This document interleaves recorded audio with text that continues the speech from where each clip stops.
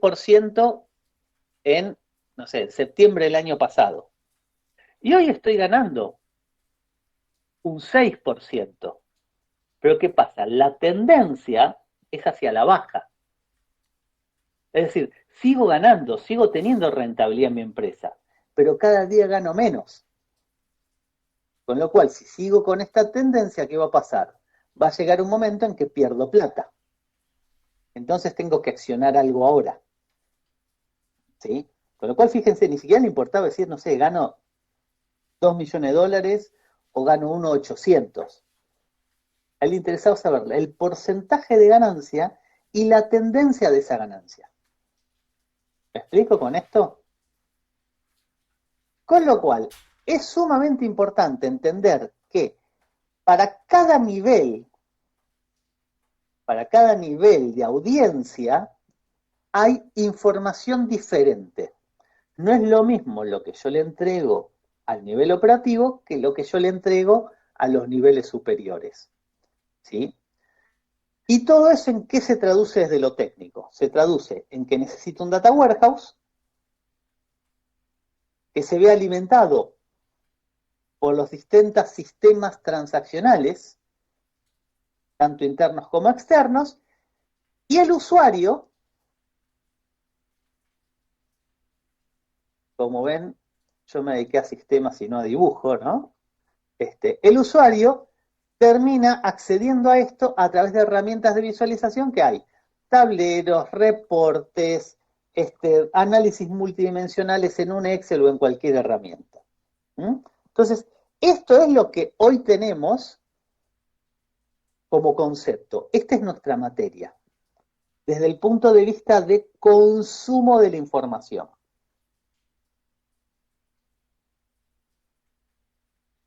¿Sí?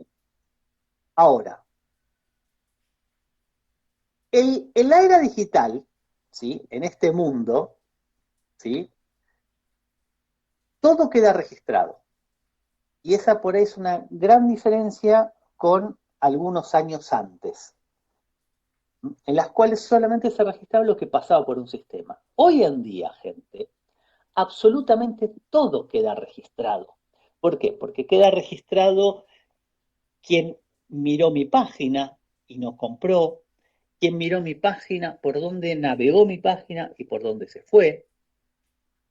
¿Sí? No solamente queda eso, porque ustedes me dicen, bueno, sí, eso porque sos, aunque le hagamos publicidad no queda otra, sos Mercado Libre. Entonces, la verdad que Mercado Libre, por supuesto que tiene todo, pero yo soy, ahí lo veo Mateo, soy una empresa de empanadas. ¿Sí? Eso yo no lo tengo, porque no tengo página. Vienen a mi local y me dicen, dame una docena de carne cortada a cuchillo.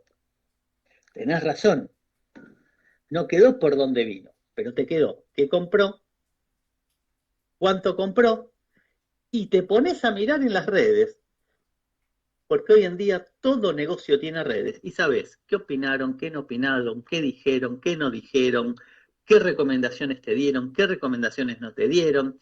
Te conectás a Google Maps y ves si opinaron sobre tu local y cuántas estrellitas te pusieron, cuántas estrellitas no te pusieron, qué comentarios hicieron, deberías decirle gracias o deberías aclarar algo.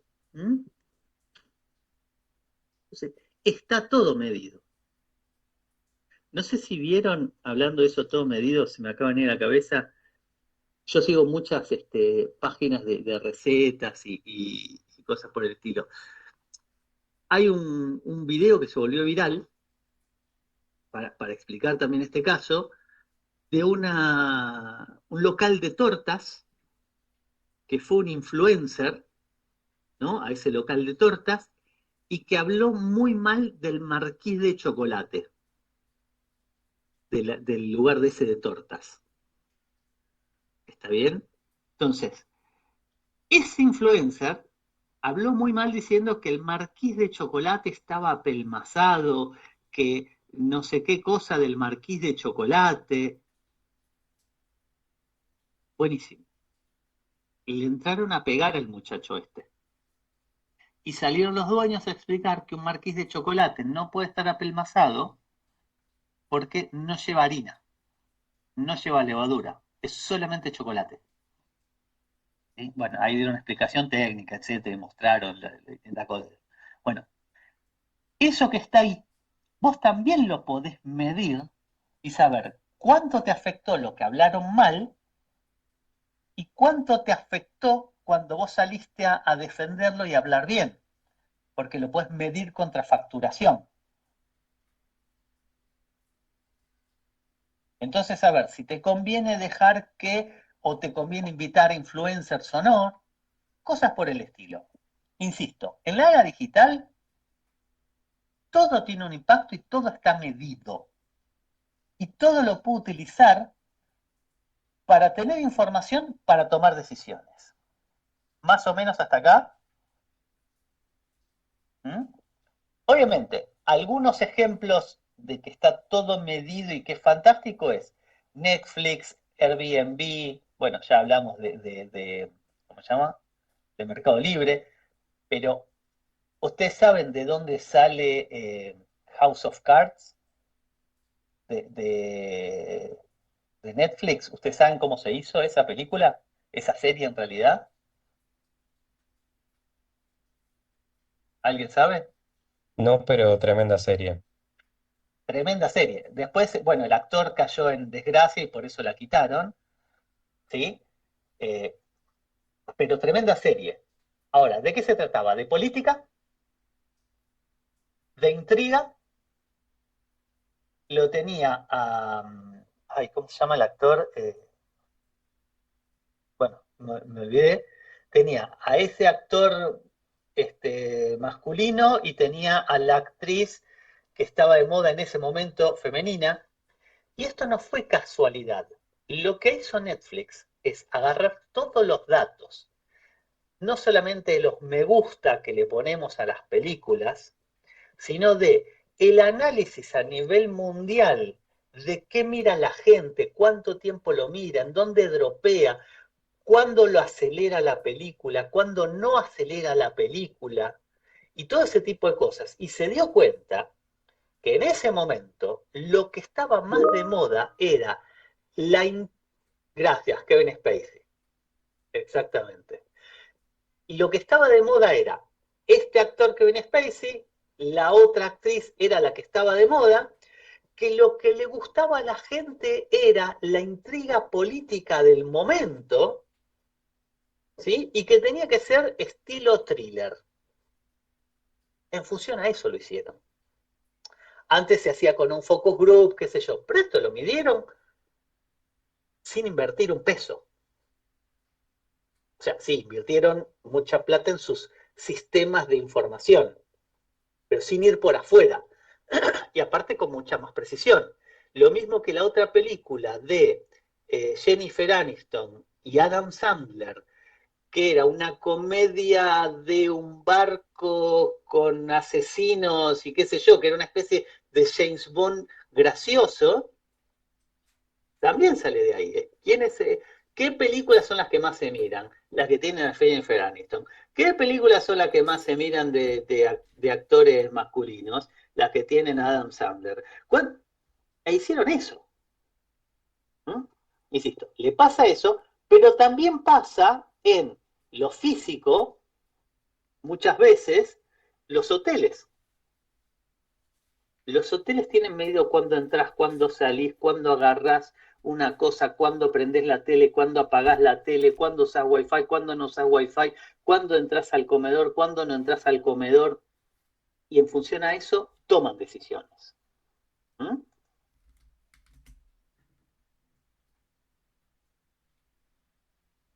Muy bien. Entonces, ¿todo eso en qué lo traducimos? ¿Sí? En la evolución del mundo digital. ¿Qué es? Uno, la primera etapa que se dio, ¿sí? Esto ya estamos en la etapa 3, digamos, hoy en día. Pero la etapa uno fue la etapa de la digitalización y la eficiencia. Ahí es cuando aparecen, hace muchos años, muchos de ustedes ni siquiera habían nacido, los temas de los ERPs. ¿Sí? Es más, antes apareció un sistema que se llamaba MRP, Material Resource Planning. ¿Por qué? Porque cuando empezaron en la década del 70, 70 y pico, la gran mayoría de las empresas grandes del mundo eran empresas industrializadas. ¿Sí? Lo que daba plata era la industria. Entonces, ¿qué necesitaba yo para ser más óptimo, para ganar más plata? Mejorar mi producción. Y ahí surgen los MRPs que ayudaban a hacer óptimas las producciones de las empresas. Después surgen los ERPs, que ¿qué es? Ya hice óptima mi producción y me estoy dando cuenta que soy súper ineficiente en la cantidad de procesos administrativos que tengo dentro de mi organización. Recursos humanos, administración, inclusive si quieren verlo, más allá de lo que yo piense, en la optimización de cuánto café toma la gente. ¿Sí? Entonces, ¿qué hicieron? Bueno, midamos cuánto café toma la gente y veamos cuánto café le damos. ¿Sí? Ahí hago, por eso digo más de lo que yo piense.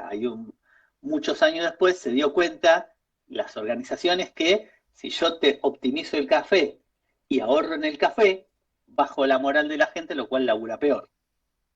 Entonces, compremos mejor café para que la gente labure más y mejor. ¿Mm? ¿Está bien? Eso, mi viejo siempre me cuenta, cuando él era joven, laburaba en lo del tío de él. ¿No? Mi viejo estaba estudiando para licenciado en economía y la carrera de contador. Entonces, laburaba con mi tío, con el tío de él, en la oficina. Uno de estos veranos como este que hacía 40 grados de calor, ¿sí? El tío de mi viejo puso en la fábrica, era una fábrica de ropa, puso en la parte de administración en la fábrica aires acondicionados, cuando no era común el aire acondicionado. Entonces, tipo 8:30, 9 menos cuarto, mi viejo fue y le dice al tío, le dice, che, tío, la verdad que vengo en nombre de todos a decirte que te agradecemos el aire acondicionado, la verdad que está buenísimo, es bueno que pienses en nosotros, que nada, que nos consideres. Y el tío le dijo, mira, Cachito, yo te voy a decir algo porque sos mi sobrino. Esto no lo hago porque soy un buen tipo ni porque los considere en serio. Esto puse aire acondicionado porque fíjate, son 9 menos cuarto de la noche y están todos laburando acá porque los que no tienen familia no se quieren ir a la casa porque acá está fresquito. Entonces, ¿qué consigo? Con haber invertido un poco en eso, los tengo a todos contentos y encima laburan más y mejor. ¿Mm? Entonces, yendo al chiste, empezaron por optimizar todos los procesos y después se dieron cuenta que hay algunas cosas que hay que cambiar, ¿sí? Desde lo humano. Pero desde el punto de vista de procesos, están súper optimizados en las organizaciones. ¿Mm? O deberían. ¿No? Yo creo que todos ahí sabemos que más o menos. ¿Y después qué pasó? Vino la etapa 2, una vez que ya optimicé mi producción, una vez que ya optimicé mis procesos administrativos, empiezo a darme cuenta de que hay mucha oferta y mucha demanda y que si yo no hago algo por personalizar y darle un servicio específico a la persona y que sienta que es para ellos solos, no me van a comprar. ¿Mm? ¿Por qué? Porque lo que es masivo a nadie le gusta. Vamos, yo quiero algo exclusivo para mí. Yo quiero que vos me entiendas a mí. No quiero que agarres el teléfono y me llames y me ofrezcas la misma tarjeta de crédito que el de al lado. ¿Sí? No quiero ir al Blockbuster, que por ahí ustedes sí lo conocieron, varios de ustedes acá, ir al videoclub e ir a sacar la película y que nadie me recomiende. O sea, iba yo y miraba y lo que más o menos me gustaba me lo llevaba. ¿Está bien? ¿Qué cambia Netflix con eso? Netflix cambia que acá somos 27 personas. Si entramos a Netflix, tenemos 27 páginas de inicio y recomendaciones diferentes. ¿Está bien? Entonces, cambia que yo veo lo que a mí me gusta y me ofrecen más películas de lo que a mí me gusta. Con lo cual, ¿qué hace eso? Hace que yo consuma más. Que obviamente es el objetivo de ellos. Mercado Libre y Amazon, ¿qué tienen? Cuando entro, me dice, todas las personas que vieron esto se llevaron esto otro. Y te recomiendo, por ejemplo, me pasó a mí, de comprar un disco rígido de estos portátiles y que me dijera, todas las personas que compraron este disco rígido compraron este protector, esta cajita para trasladarlo. Y dije, oh puta, mira, claro, no se me ocurrió. La compré. Claro, cuando me llegó el disco, ahí lo entendí. Era un disco, es cierto, era re finito, re livianito, pero era una cosa que se te caía al piso y se te hacía pomada. Y no venía con ninguna protección. Lo más factible era que se me cayera al piso. Hoy en día tenemos todo en la nube, pero en ese momento era para llevar y traer las cosas de la oficina a mi casa, de mi casa a la facultad, etcétera. ¿Sí? Entonces, a ver, el beneficio, si bien es cierto que es para la organización que vendió algo más, también es para mí que no se me cayó el disco rígido y no se me rompió. Entonces yo volví a esa página a comprarle, porque tenía esta personalización. Y así nos empieza a pasar con todo.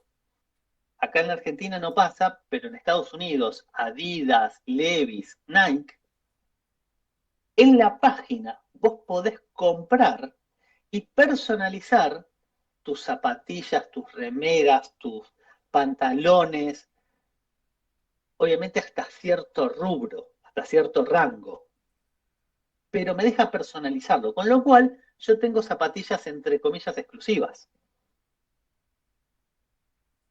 Acá entran a la página de HP y de Dell, no puedo hacer nada, pero insisto, en Estados Unidos, HP y Dell te ponen, estas son las computadoras, personalizala como quieras.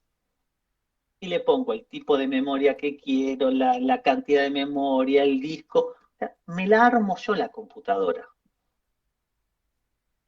¿Es más caro? Sí, por supuesto que es más caro. Pero me armé mi computadora como yo tengo ganas. ¿Mm? No tengo que hacer como hago yo, que voy a Galería Jardín, me compro las partes y me la armo en casa. No, ya me viene directamente armada. ¿Mm? Entonces, todo eso es esta etapa 2 que todavía sigue estando, pero ahora apoyado en lo que sería la etapa 3, que es el tema de la inteligencia artificial generativa, hago la aclaración. ¿Por qué? Porque la inteligencia artificial como concepto y como herramienta viene hace muchísimos años. ¿Alguien escuchó hablar de data mining, de minería de datos? ¿Sí? Ahí la veo, María, me dice sí. Eso era inteligencia, era no, es inteligencia artificial, no era, perdón, sigue siendo inteligencia artificial, ¿no? Entonces, se viene utilizando hace un montón de tiempo. ¿Mm? De hecho, si ven la película, creo que se llama Código Enigma o algo así, que es la historia de Turing. Turing fue la primera persona que tomó un concepto y la pudo llevar a la realidad a través de lo que se llama la máquina de Turing, que era la aplicación real de la inteligencia artificial. En este caso puntual era solamente para poder descifrar la encriptación del ejército alemán. Esa historia es cierta, está novelada, ahí la muestra mucho más rápido de la que fue, etcétera. Pero cuando uno estudia inteligencia artificial y lo ve, Turing fue, y estamos hablando del 40, 43, por ahí. ¿Estamos? 1940, 1943. Y ahora hay un boom con el tema de la inteligencia artificial generativa. Y ahora hay otro boom más, porque esto empezó en el 2022, 2023, hay otro boom más con lo que se llama Agentic AI. que son estos agentes autónomos que nos permiten esto que dice acá, que es la automatización de tareas. Y acá hago una aclaración también. La automatización de tareas existe hace un montón de años. ¿Sí? De hecho, los ERPs automatizaban las tareas. Las macros de Excel eran una automatización de las tareas. Hace 15 años que existe el concepto de RPA, Robot Process Automation, ¿sí? Que son herramientas que te permiten automatizar los clics que vos haces en la pantalla. Entonces, automatizabas las tareas de la empresa de esa forma. ¿Mm? ¿Cuál es la diferencia con esta nueva ola de automatizaciones?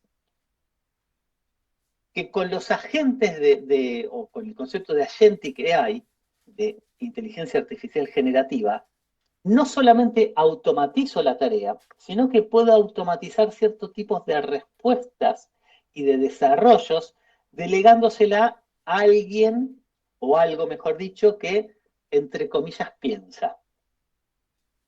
¿Mm? Por ejemplo, yo podría automatizar todas las lecturas del foro que tenemos. ¿Sí? ¿Por qué no lo hago? Porque no tengo acceso. ¿Mm? Pero en otra universidad sí lo pude hacer. Yo me conecto al campus, cuando hay un posteo, la herramienta lo lee, elabora una respuesta automática entendiendo lo que se preguntó, primero me la clasifica entre administrativa, técnica y de contenido, y me da la respuesta. ¿Sí? Hay ciertas respuestas que yo ya le dije a la herramienta que las posteé directamente. Hay otras respuestas que no, que las quiero mirar yo, por lo que decíamos antes de las alucinaciones y cosas por el estilo. Pero en esa otra universidad, cuando me preguntan, profe, ¿los trabajos prácticos son de A3 o de A4? Ya da una respuesta. Pero te dice, no, los trabajos prácticos son de A4. Hay excepciones que se puede considerar, bla, bla, bla, y lo pone. Pues yo ya le expliqué a la inteligencia artificial lo que puede decir. ¿Sí? ¿Cómo es el parcial? ¿Cómo se encara? Ya lo responde automáticamente. ¿Sí? ¿Qué es un atributo preatentivo? Ya lo responde directamente. Entonces, automatiza todo ese tipo de cuestiones. ¿Sí? Pero también decidiendo que sí y que no. Esa es la era en la que vivimos ahora. Lo cual también, ustedes dirán, ¿qué tiene que ver con los datos y la toma de decisiones? Justamente, todo esto que estamos viendo necesita, como podemos ver acá, datos específicos, ¿sí? Necesita grandes volúmenes de datos y necesita tener un gobierno de esos datos también. Entonces, para poder decidir necesita información y para esa información necesito yo poder generársela. Entonces tengo que seguir teniendo mis data warehouse o cómo almaceno los datos o mis data lakes o cosas por el estilo. Hasta acá me voy explicando con esta tercera etapa o tercera era en la que estamos. ¿Mm? Y vuelta. Siguen siendo datos para cada una de los niveles que vimos antes. ¿Mm? ¿Dudas, consultas hasta acá?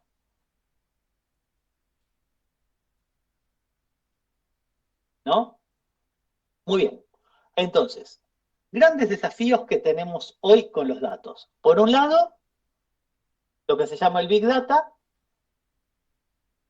que son grandes volúmenes de datos, gigantescos volúmenes de datos. Insisto, está todo medido, está todo guardado. ¿Sí? Está todo almacenado. Entonces, tengo que ver cómo demonios yo gestiono toda esa cantidad de datos. Y después, ¿qué provecho le voy a sacar? Porque tengo datos estructurados, semi-estructurados o no estructurados para nada, como puede ser una foto o un video. ¿Leyeron lo que pasó hace poco con Pokémon Go? ¿Sí? ¿Querés contarlo, Matías, lo que leíste? Si no me equivoco, utilizaron todas las fotos que sacaban para diseñar como un software, si no me equivoco, era o una realidad virtual, algo así.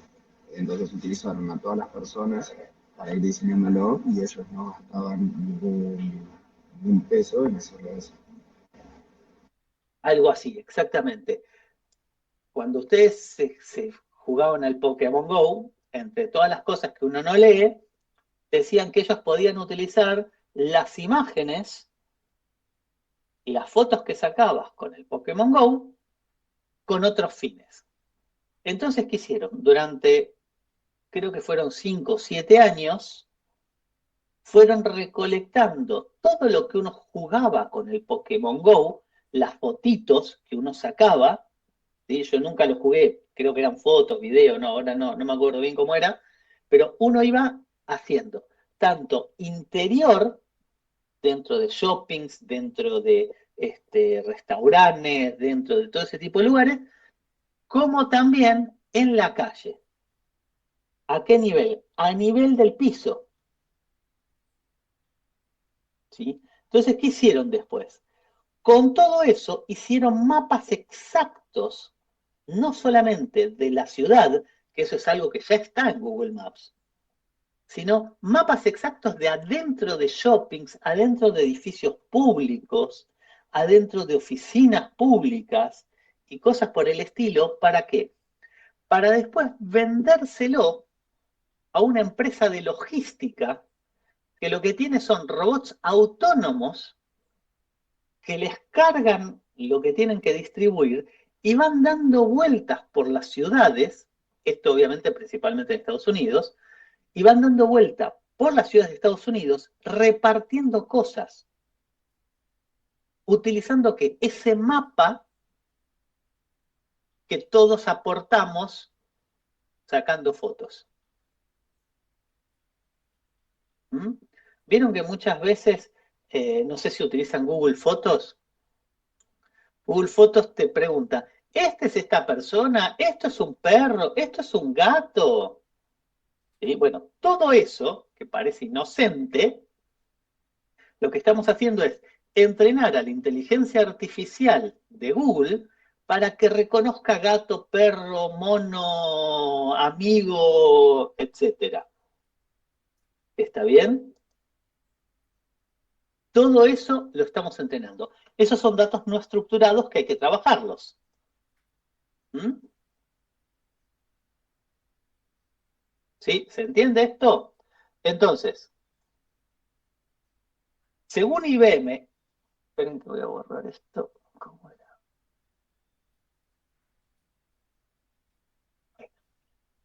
Según IBM, el 80% de los datos digitales no son estructurados. Videos, sonidos, cosas que vienen de la IoT, no el dato puntual de, no sé, el lavarropa funcionó de tal hora a tal hora, pues eso sí es un dato estructurado, ¿sí? Comentarios en las redes sociales, etcétera. Entonces, el desafío como organización es con todos estos datos, ¿qué hago? El de Pokémon Go lo vendió, pero si yo soy el otro y estoy utilizando y tengo cierta información de mi restaurante, bueno, tengo todos esos datos que tengo que poder aprovecharlos. ¿Mm? ¿Hasta acá más o menos?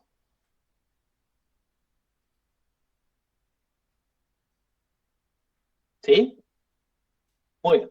Entonces, desafíos en la dinámica de trabajo. ¿Qué es lo que hace un científico de datos en el fondo? Primero, experimentos. Construye modelos en base a qué? A prueba y error. Este dato funciona, este dato no funciona, ¿qué me da? Plantea hipótesis. En el fondo, en el fondo, por más que alguno diga, bueno, pero no es lo mismo, es lo mismo, lo que hacen todos los laboratorios, todo lo que se hace en química, ¿sí? En química hay mucho de prueba y errores. Yo planteo esto, veo si funciona, si no funciona, de qué forma funciona, si le cambio tal variable, cómo anda. Así se descubrieron las vacunas, así se descubrieron los conductores y semiconductores, o sea, sí funcionó todo. Bueno, lo mismo hace un científico de datos en su laboratorio, nada más que es todo digital y virtual. ¿Mm? Entonces, ahí decide qué usar, qué no usar, cómo usarlo, cómo trabajar estos datos estructurados o desestructurados. Y en el fondo, tiene que terminar teniendo datos estructurados o estructurarlos de cierta forma a través de un ETL. El ETL es extracción, transformación y carga. No es que no sé escribir carga, es que en inglés es Extraction, Transformation and Loading. Y se cargan los datos estructurados en un data warehouse, en un almacén de datos. ¿Qué es cuando nosotros hablamos de modelo dimensional lógico? ¿Sí? Tiene que ver con eso, con una estructura puntual que tiene que estar almacenado para poder explotarlo. Y eso lo termina utilizando el usuario. ¿Mm? Ahora, hay otro concepto más, que es relativamente nuevo, debe tener unos 8 o 9 años. Esto del Data Warehouse tiene unos 25 o 30 años, ¿sí? Y se sigue utilizando, pero acá guardo datos estructurados. En el Data Lake, o en el lago de datos, que la idea es que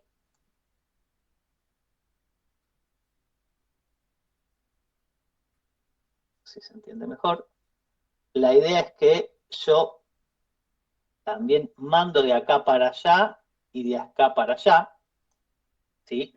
Guardo datos semiestructurados o no estructurados para que el científico de datos pueda jugar. ¿Mm?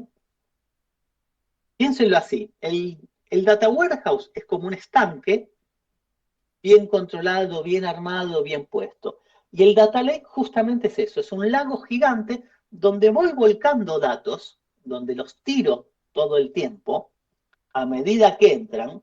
¿Por qué? Porque la idea es que este repositorio me permita subir datos, dar soporte a los datos estructurados y semiestructurados, y que el científico de datos pueda entender alguna otra cosa. Por eso, ven que acá dice ETL, extracción, transformación y carga. Es decir, yo extraigo, transformo para estandarizar, para unificar, para estructurar y lo meto al Data Warehouse. Y acá dice ELT. ¿Por qué? Porque yo extraigo el dato, por ejemplo, todos los comentarios de las redes sociales sobre mi negocio y lo tiro adentro del Data Lake. Todavía no lo voy a usar, no sé qué voy a hacer con eso. Cuando el científico de datos le dicen, che, veo que las ventas bajaron, ¿hay algún comentario en las redes sociales? A ver, déjame ver. Ahí es donde lo estructuro y lo puedo trabajar. Ahí es donde lo transformo, por eso la T está al final. ¿Se entiende esto? ¿Sí? Un caso interesante que me pasó en un proyecto fue, no era solamente con redes sociales, sino que lo que nos pidieron a nosotros era una marca que hace electrodomésticos, ¿sí? Quería saber de 3 electrodomésticos puntuales, ¿m? Para poder mejorar su producción, ¿qué decía la gente? Entonces, nos conectábamos a Mercado Libre, nos conectábamos a las redes sociales y al propio sistema donde se cargaban los problemas que había con los productos, y lo que hacíamos era leer todos los comentarios y de ahí hacer lo posible por extraer los conceptos que permitían entender cuáles eran los problemas técnicos que había en cada uno de esos aparatos. ¿Para qué? Para que ellos se dieran vuelta y le dijeran a fábrica, che, esto hay que cambiarlo. Así los evitaban. Uno de los casos era, una de las cafeteras, lo que tenía era que, ¿vieron dónde se pone? Vieron que las cafeteras tienen como un lugar donde se pone un filtro, ¿no? Se pone el café, cae el agua y filtra. Bueno, por algún motivo, esa telita que le ponían originalmente duraba nada o se rompía muy rápido. Lo cual hacía que la gente tuviera que comprar un filtro de papel para poner ahí para reemplazarlo. Entonces era la queja. Obviamente no te decían, la telita es una porquería porque es del material X. Los comentarios que detectamos era, me duró 3 meses, para poder usarla tuve que comprar filtro de papel. Me duró 3 meses, tuve que volver a comprar el filtro. Entonces, ¿qué sucedió? Analizando todo eso y viendo fotos, no nosotros obviamente, ¿no? La gente de producción, se dio cuenta de que el aluminio, yo ahora no me acuerdo qué me comentaron, Pendorcha, era muy malo, de mala calidad y hacía que se rompiera. Entonces empezaron a usar un plástico que era un poquito más caro, pero que duraba más tiempo. ¿Mm? Todo eso lo hizo un científico de datos, empezando a analizar. Después, ¿qué pasó? Todos esos datos los logramos estructurar, los empezamos a cambiar el data warehouse y ya ahí sí dejamos un proceso automatizado que lo que hacía era regularmente leer todo lo que pasaba en estos 3 sistemas y dejar un análisis detallado de qué estaba pasando. Hasta acá me voy explicando cuáles son los desafíos, la dinámica de trabajo. O sea, hay momentos que se hacen solamente con científicos de datos y después tengo que estructurarlo para que sea un consumo regular y habitual. ¿Para qué? Para que lo pueda consumir el usuario. No puedo siempre andarle pidiendo al científico de datos. ¿Estamos? ¿Cuáles son las soluciones en el fondo? Yo tengo tanto información interna, todos mis ERPs, mis sistemas transaccionales, mis CRM, mis sistemas de producción o lo que sea, mis Excel, mis Word, tengo también datos semiestructurados o no estructurados dentro de mi organización, y también tengo orígenes externos. Redes sociales, comentarios, Google Maps o lo que sea. Todo eso, todos esos orígenes van a parar tanto al Data Lake como al Data Warehouse. Y de ahí es que empezamos a trabajar esto que ya vimos con Ernesto. El tema de la decisión. Tengo que detectar desviaciones o problemas, identificar cursos de acciones factibles, estimar escenarios futuros, calcular los resultados y una vez que tengo el resultado real, hacer una revisión de lo que pasó. Y vuelvo a empezar, obviamente. Para todo esto es que me sirve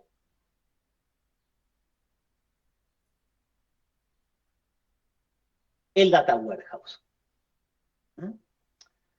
Lo que pasa es que acá es como al revés. Yo, lo que vimos con Ernesto, voy de izquierda a derecha, ¿sí? Porque entiendo lo que pasó, veo, quiero decidir, etc. Y acá, en el mundo informático de la analítica de datos, es como que voy de derecha a izquierda. ¿Sí? Bueno, eso intento hacer una flecha. ¿Está bien? ¿Por qué? Porque yo no puedo apoyarme en información y ver tableros si todavía no tengo los datos. Por eso es que nosotros en el trabajo práctico estamos empezando por entender, ok, ¿qué cosas necesito detectar o entender o conocer de mi negocio? ¿Sí? Pero después salto como a este punto directamente para poder empezar a construir todo esto y desandar esto para que una vez que lo tenga, volver a ir de izquierda a derecha.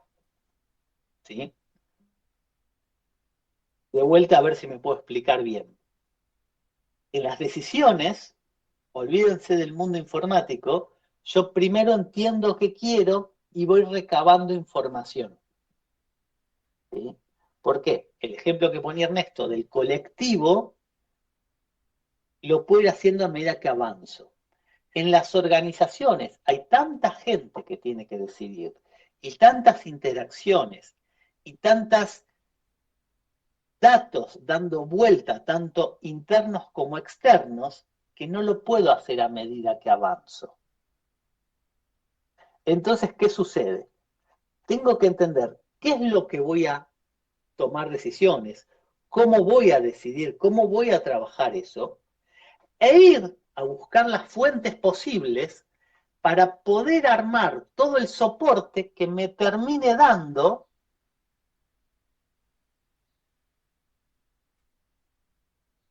un tablero para poder empezar desde acá. ¿Me expliqué con esto? ¿Sí, gente? Por eso es que empiezo desde ahí. Por eso es que en el trabajo práctico empezamos por, ok, ¿qué tengo que hacer yo? ¿Cuál es mi decisión?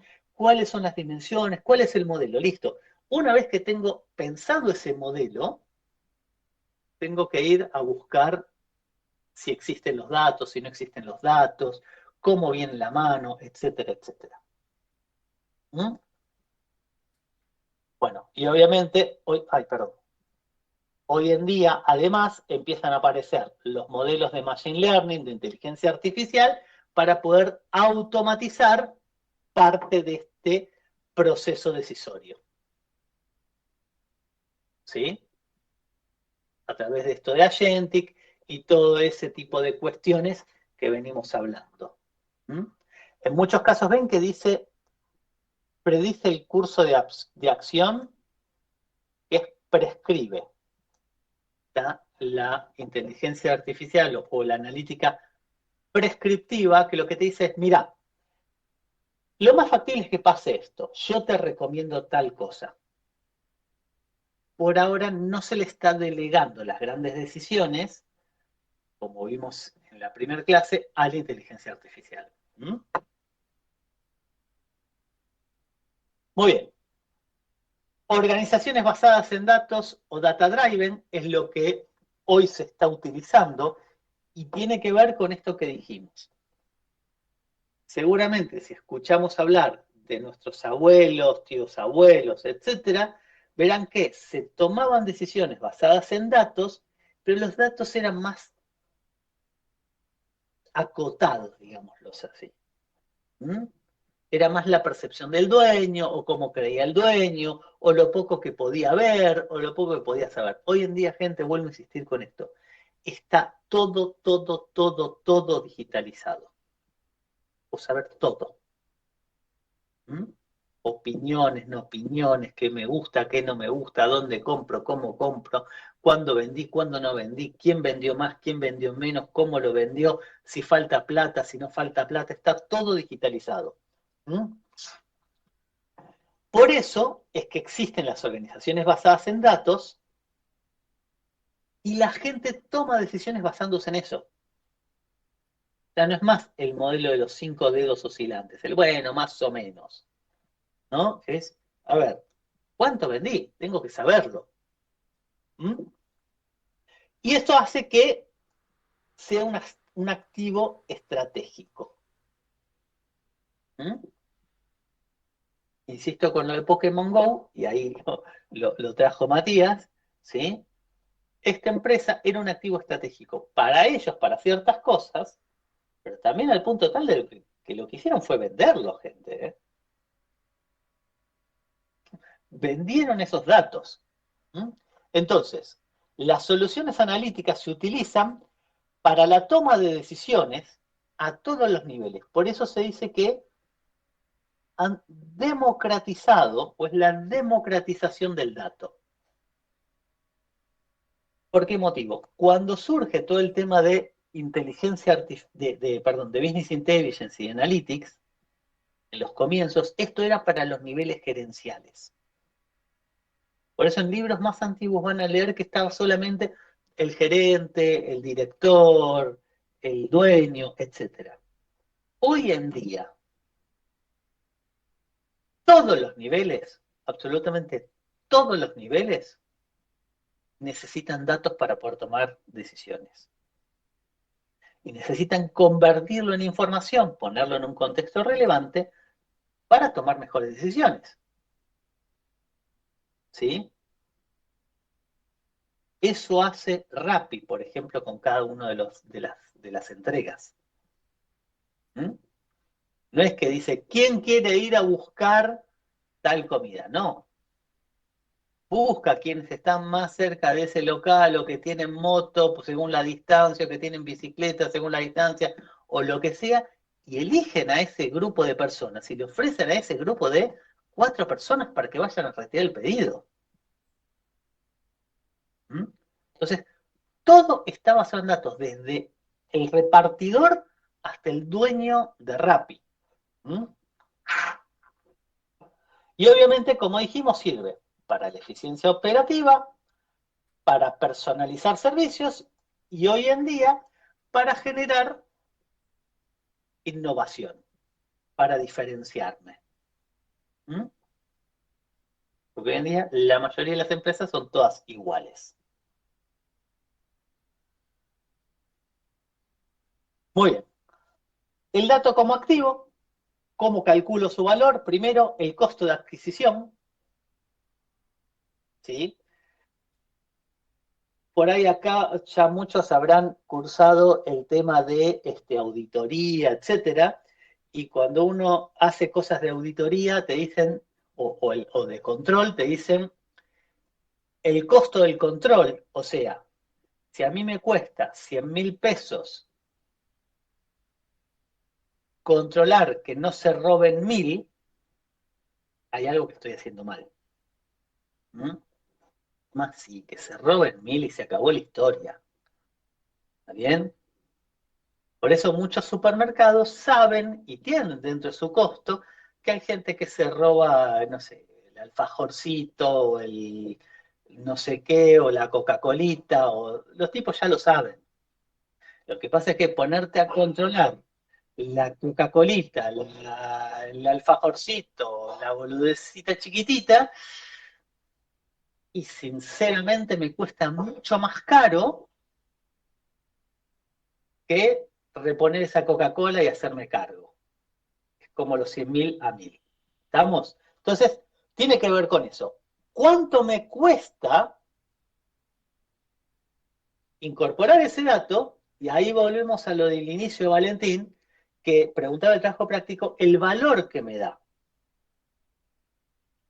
Si yo necesito invertir $100.000 para poder capturar los datos de redes sociales, y las redes sociales solamente van a permitir que yo gane 10.000 pesos más por mes, no tiene sentido. ¿Mm? Ahí lo tengo que evaluar. ¿Cuáles son los riesgos o pérdidas por no tener esos datos o porque esos datos sean erróneos, por no trabajarlos de la forma correcta? Esa es otra de las formas de calcular el valor de ese dato para toma de decisiones. ¿Qué generaciones de ingresos o ahorros voy a obtener si utilizo esos datos? Ejemplo concreto de lo que les contaba recién de la fábrica de electrodomésticos. A ver, ¿fue costoso el proyecto? Sí, la verdad es que fue costoso. porque no solamente hubo que pagar al equipo que trabajamos, sino que hubo que pagar las licencias y herramientas de inteligencia artificial y de procesamiento de datos, porque ellos no tenían casi nada. Ahora, eso les generó una eficiencia en el servicio, en el proceso, que por un lado era tangible, porque ¿qué pasaba? Muchas personas, cuando estaban dentro de los 6 meses que tenía de garantía la cafetera, principalmente fue lo que más problemas trajo, cuando estaban dentro de los 6 meses, ¿qué hacían? Venían y te pedían otro filtro de esos. ¿Sí? Entonces, le tenías que dar otro filtro. Ellos no tenían preparados filtros de repuesto casi. Entonces tenían que desarmar, tenían que parar la producción, ponerse a volver a armar filtros para volver a llenar las cafeteras que ya tenían. Era un quilombo. ¿Mm? Entonces, con esta mejora fue, por un lado, tangible, porque ya producían la cafetera con este nuevo filtro, no producían casi repuestos, lo redujeron casi a cero, con lo cual ahorraron en stock, ahorraron en producción de filtros, y además tuvieron un beneficio intangible que es subir de 4 estrellas a casi 5 estrellas en los distintos portales lo que la gente hablaba de la cafetera. ¿Mm? Entonces tiene que ver con esto, generación de ingresos y ahorros. Y obviamente, potencial de monetización. ¿Sí? ¿Qué pasa si estos datos los vendo, por un lado, Pokémon Go, o qué pasa si todos estos datos intangibles, como hizo Netflix, los utilizo para poder producir mejores películas con los actores que la gente quiere y entonces de esa manera conseguir más suscriptores? ¿Mm? Entonces, todos, sí, Matías. No se, no se toma en cuenta también el costo por ahí o los riesgos o incluso la generación de ingresos de tener los datos, digamos, el almacenamiento. ¿Cómo se te entrecortó mucho? Que, digamos, no se considera el hecho de tener el almacenamiento de datos como, Sí, como calculador. todo eso también, por supuesto. Acá es el dato como activo, es cómo calculo yo el valor de ese dato. Está por un lado la obtención del dato y cómo lo almaceno también. Porque mientras mayor cantidad de datos tenga, mayor costo de almacenamiento tengo. Claro, como acá no lo mencionaban, por eso te preguntaba. Sí, tenés razón. Gracias por la aclaración. Lo que Matías trajo es importante, por eso lo di por obvio y no es tan obvio. No está solamente la forma de adquirirlo, sino de almacenarlo y de trabajarlo. ¿Sí? No es lo mismo guardar 5 años de datos que guardar 20 años de datos. Eso tiene mayores costos. Por suerte, con el advenimiento de la nube, con el advenimiento de otras tecnologías en almacenamiento, los costos se han reducido un montón.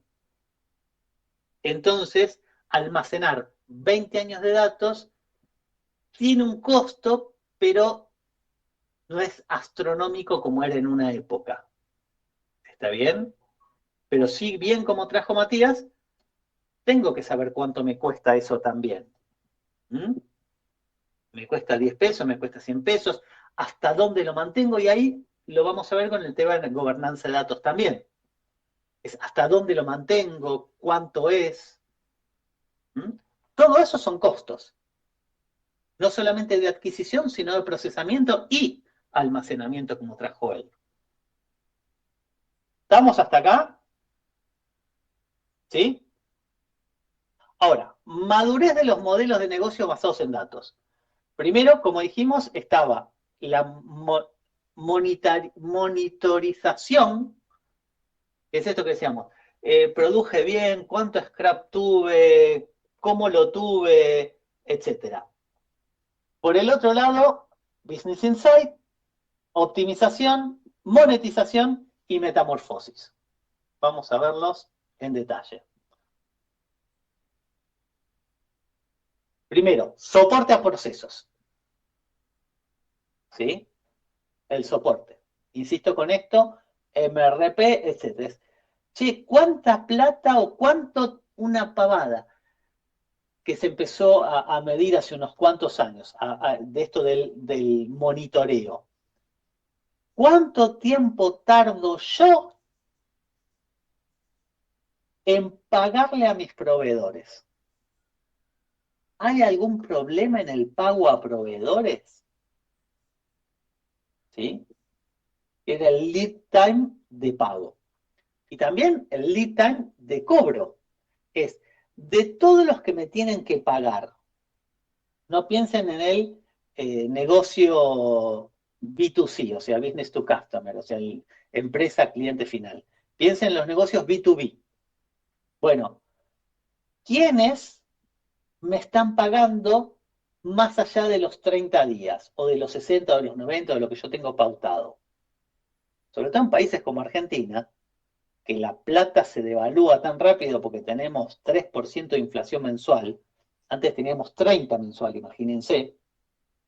Bueno, ¿cómo hago con eso? ¿Quiénes me pagan más? O sea, porque ahí también ajustas la cosa.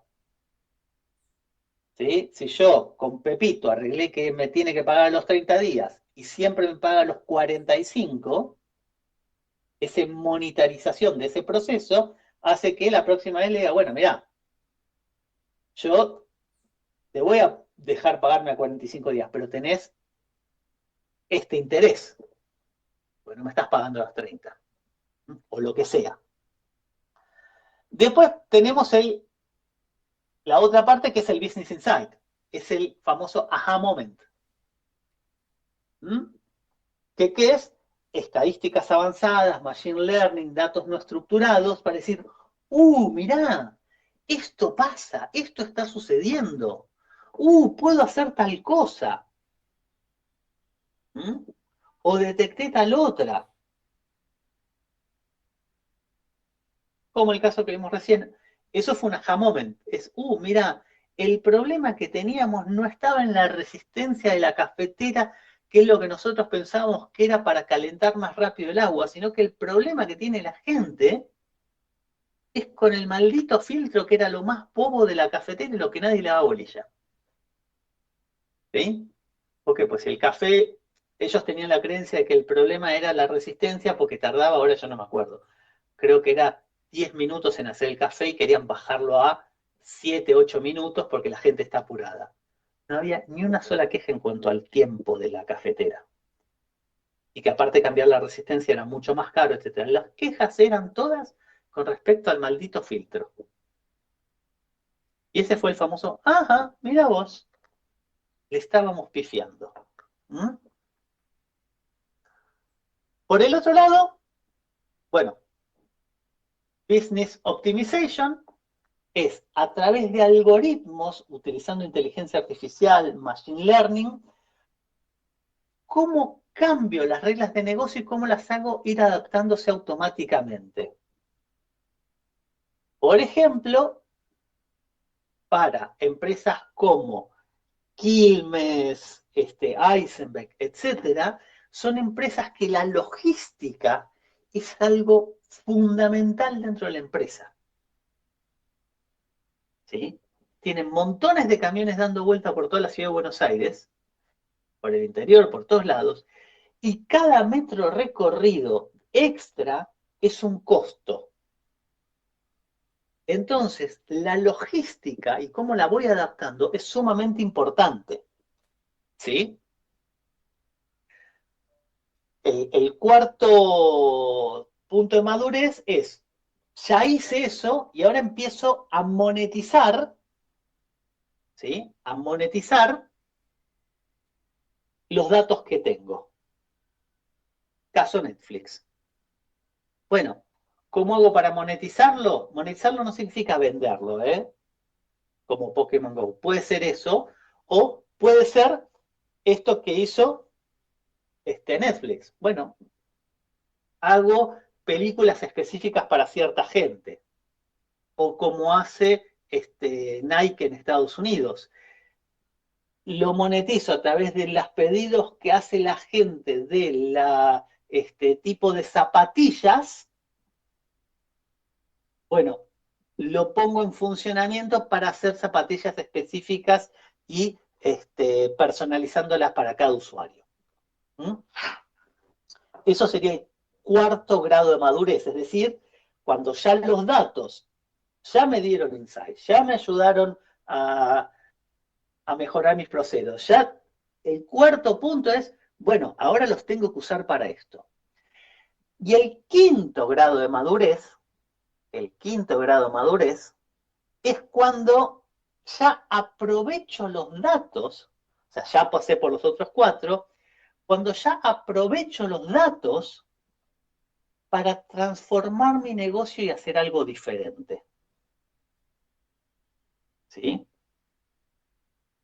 Un ejemplo muy bueno de esto, ven que acá dice permitir crecer, ofrecer servicios y mercados a partir de estos datos. ¿Sí? Pasar de un modelo product-centric a un modelo eco-centric. ¿Por qué se los vuelvo a leer? Porque el ejemplo que les doy es las automotrices. Uno de los casos más comunes de eso es Chevrolet con su servicio OnStar, que no sé si lo conocen, pero el servicio OnStar, perdón, que en la Argentina ya se fue de la Argentina, pero en Estados Unidos, Europa y Asia sigue estando, lo que hace es, ellos le pusieron montones de sensores a los coches. ¿Sí? Entonces, vos ya sabes en el coche si tiene aire las gomas, si no tiene aire las gomas, si cada cuánto se desinflan, cada cuánto no se desinflan, si el motor funciona o no funciona, si las luces andan o no andan, etc. Todo eso que está ahí, todos esos sensores, ¿qué hacen? Te venden la aplicación y el servicio de la aplicación OnStar. ¿Para qué? Para monitorearte el coche, para que lo puedas abrir en forma remota. Acá en la Argentina no, pero en Estados Unidos y otros países más seguros sí, para que vos lo puedas encender en forma remota al coche, ¿sí? Para que te vaya avisando si te falta aire, aceite, agua en el radiador o lo que sea en forma preventiva, lo cual hace que, ¿qué cosa? Que ellos tengan menos problemas con talleres y otras cosas por el estilo. Entonces, transformaron el negocio y la cosa no es solamente vender el coche, porque ¿qué pasaba antes con las automotrices?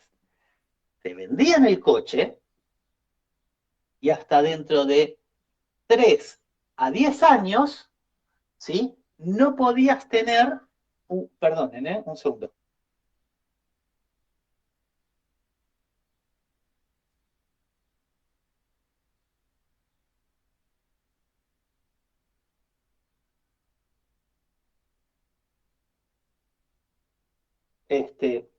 Perdón. Entonces, ¿qué sucede? Mientras voy, le tengo que mandar ya algo a mi mujer que está en la calle, ¿sí? Mientras voy hablando. Entonces, ¿qué sucede? Esto que tenían el problema las automotrices, que decían, ok, yo vendí el coche, pero hasta dentro de 5 o 10 años no vuelvo a obtener un servicio. ¿Está bien? ¿Por qué? Porque lo que necesito es volver a vender un coche. En el medio, ¿qué hago? Intento vender coches nuevos. Bueno, con toda esta información, ¿qué hacen? Empiezan a vender el servicio de OnStar, que te cobran por mes, y que no solamente permite para manejar y administrar mejor tu coche, sino que a ellos les sirve para saber cuándo los coches se rompen, cuándo los coches no se rompen, qué problemas están teniendo, qué problemas no están teniendo, etcétera, etcétera.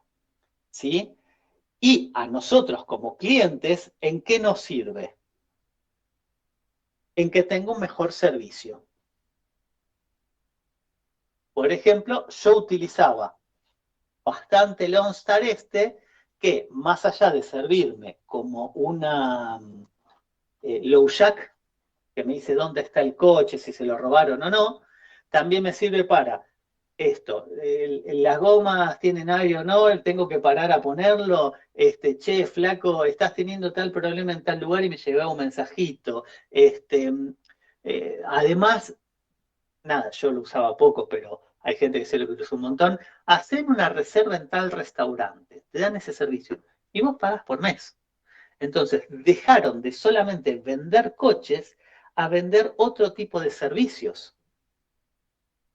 ¿Mm? Ahí es donde está la metamorfosis del negocio. ¿Lo ven? ¿Sí? ¿Me explico con esto? Ese es el quinto grado de madurez de uso de los datos. Ya no soy solamente una fábrica de coches. Soy una fábrica de coches, pero también soy una empresa de servicios a los que tienen coches. Porque el OnStar por lo que entendí en Estados Unidos, se puede utilizar en cualquier coche ya. ¿Mm? Entonces, no solamente en Chevrolet. Bueno, y ya vamos a ir cerrando. 5 factores que van hacia la madurez son los datos, las herramientas, la alta dirección, la organización y el proceso decisorio. Estas son cada una de las 4 etapas. Y lo que es esta matriz es todo lo que yo les conté en forma larga y posiblemente para muchos aburrida, es el resumen de todo eso lo que yo les expliqué, está puesto acá. Lo que pasa es que si la leían solos, sin toda la explicación atrás, es más difícil de entender. Por eso no la voy a leer, porque es lo mismo que ya les expliqué. ¿Sí? Y es más, intenté utilizar ejemplos distintos a los que están acá, así tienen otros ejemplos. ¿Qué otras Perdón, cosas? consulta ahí. Sí, ¿Qué significan sí. las 4 columnas? O sea, Las 1, 3, 4, 4.